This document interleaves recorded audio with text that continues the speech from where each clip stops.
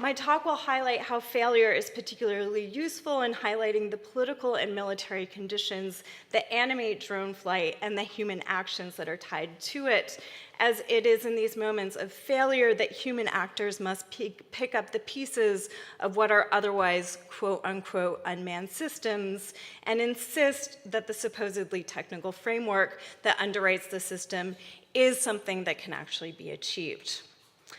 At the heart of my talk is this contradiction, the ways human actors drive forward the supposedly technical teleology of the drone.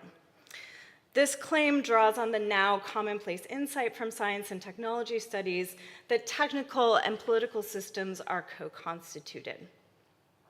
My argument is particularly indebted to Donald Mackenzie's pioneering work on nuclear missile guidance.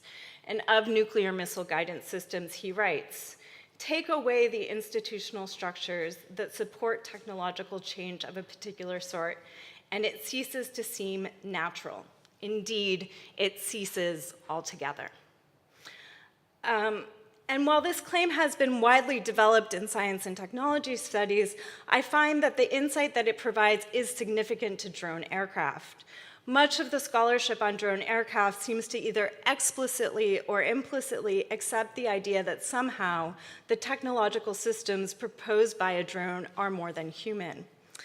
These theses usually take the form of either the superhuman, which propose that as technologies, drone aircraft might better perform tasks than humans, or as the dehuman, which attributes to the technical system the ability to remove either the humanity of the operator or the persons they attack.